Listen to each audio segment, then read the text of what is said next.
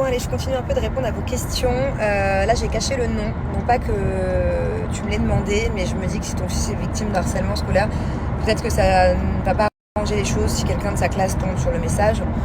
Moi à sa place, quand les autres lui demandent pourquoi l'assistante sociale ou je sais pas trop les a contactés, qu'ils disent la vérité, voilà, qui disent franchement ce qu'il ressent, ce qu'il a sur le cœur, qui dit qu'effectivement il se sent mal et qu'il a préféré en parler à sa mère, parce qu'à 12 ans c'est tout à fait normal de raconter les choses à sa mère, et qu'il essaye un petit peu de faire comprendre aux autres que ce serait cool de prendre sa peine et son ressenti en considération. Voilà.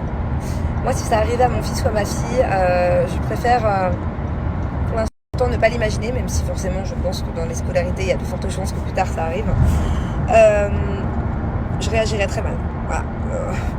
Je pense que moi j'irais déjà en parler à la direction si c'est le cas, et j'irais trouver directement les parents concernés. Je pense que je réglerais ça avec les parents concernés avant toute chose. Parce que moi en tout cas si c'était l'inverse et que quelqu'un venait me voir pour me dire que mon fils harcelait ou que ma fille harcelait, je peux vous dire qu'ils passeraient vraiment non pas un mauvais quart d'heure mais une mauvaise période de leur vie. Je trouverais ça intolérable et inadmissible qu'un jour mes enfants fassent du mal à un autre enfant. Donc j'aimerais que les autres parents, si j'avais été à ta place, réagissent de la même manière.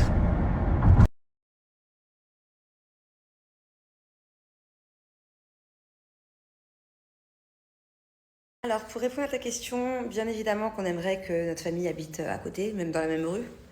Bien évidemment que si c'était le cas, on les verrait, mon Dieu, on les verrait hyper souvent. Malheureusement, ce n'est pas possible. Voilà.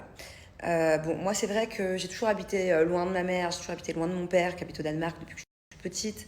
J'ai toujours habité loin de ma famille, donc j'ai l'habitude de les voir que plusieurs fois par an. Bien que ma mère, quand Thiago est né, même quand Bubu est né, elle habitait à moitié à Dubaï.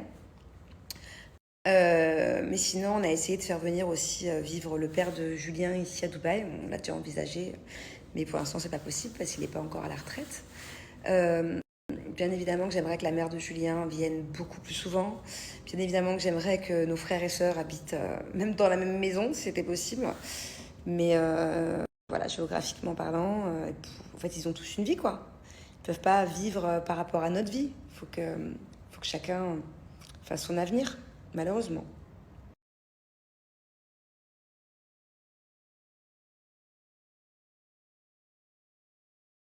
Il y a un proverbe dont j'arrive pas à me souvenir, n'hésitez pas à me le dire en commentaire, qui dit en gros, tu peux savoir la fiabilité d'un ami, la sincérité, de la manière dont elle parle sur les autres. Parce que en gros, ce qui veut dire que, imagine moi j'ai un groupe de 5 copines, et les 5 je les adore autant les unes que les autres. On s'aime toutes, on est 5. Mais il y en a une, par exemple, elle parle tout le temps sur les autres, lors de leur absence. Ça veut dire que quand toi t'es pas là et qu'elle parle aux autres, elle parle pareil de toi. Vous voyez ce que je veux dire? En fait, si une de tes meilleures amies, elle parle mal d'une autre de tes meilleures amies, alors que vous êtes toutes meilleures amies, ça veut dire que certainement elle parle mal de toi aussi. Est-ce que c'est français ce que je viens de dire?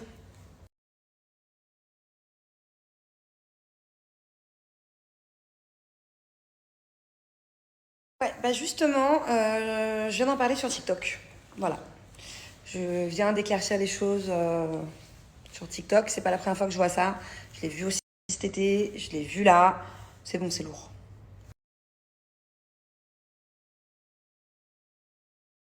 Ça, c'est une bonne question.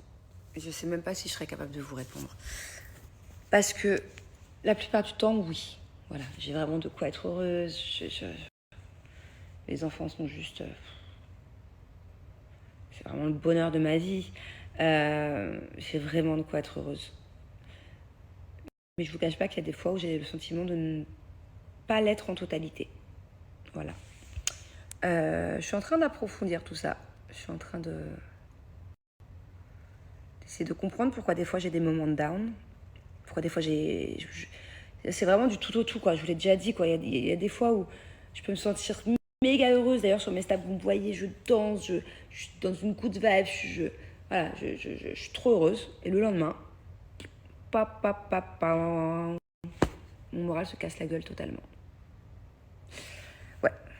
D'ailleurs, entre vous et moi, c'était un peu le cas aujourd'hui. Mais bon, j'arrête à chaque fois de vous le dire. Up, down, up, down, up, down. J'essaie de limiter un peu, quoi.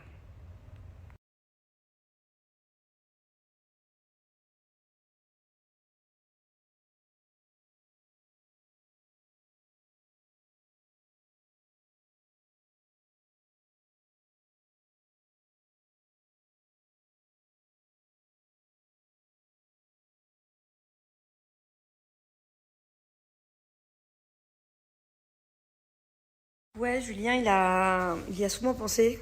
Le problème, c'est qu'à Dubaï, il n'y a pas de tatoueur, il n'y a pas de tatouage. Ça, je crois que c'est interdit. Ça n'existe pas. Et qu'à chaque fois qu'on veut le faire en vacances, bah, c'est l'été. Les tatouages, je crois qu'il faut pas se baigner ni dans la mer, ni dans la piscine, pas de soleil. Enfin bref, relou. Donc, ouais, le pauvre, il veut le faire depuis sa naissance d'ailleurs. Oui, je suis au courant. Et comme je disais là juste avant, c'est pas la première fois d'ailleurs. Donc c'est pour ça que j'ai percé l'abcès sur TikTok tout à l'heure. J'ai fait une vidéo d'explication, une bonne fois pour toutes. Non, franchement, c'est pas d'actualité. Je regrette pas les tatouages que j'ai parce que voilà, ça fait partie de ma vie, c'est toute une histoire. Mais c'est plus trop mon truc, quoi. Éventuellement, si je devais en refaire un, ce serait par rapport à mes enfants. Mais peut-être plus tard, si un jour mes enfants veulent un tatouage, chose que je ne souhaite pas du tout pour eux, hein, je préférerais qu'ils en aient pas. Et c'était vraiment le cas, peut-être faire un tatouage en commun, on verra plus tard. Mais en tout cas, c'est vraiment pas d'actualité, quoi. Par exemple, moi, ma mère, elle a un tatouage en commun avec moi et avec mon frère. Donc, voilà. Voilà, voilà. Alors, je vais te donner le même conseil que j'ai donné à une autre femme il y a quelques jours. C'est d'essayer de plus sortir, de plus faire de rencontres, d'aller dans des endroits où il y a potentiellement des hommes qui sont aussi à la recherche de l'amour. Euh, Peut-être faire encore plus d'activités selon tes centres d'intérêt pour retrouver peut-être quelqu'un, trouver quelqu'un qui a, qui a les mêmes envies que toi, voilà, qui aime les mêmes choses que toi. Euh, ou alors si tu as beaucoup d'amis, insister auprès de tes connaissances si elles n'ont pas un cousin éloigné ou le cousin d'un copain du meilleur ami du cousin. Voilà, courage et je te souhaite de trouver l'amour avant 2024. Voilà. T'as un mois pour trouver l'amour.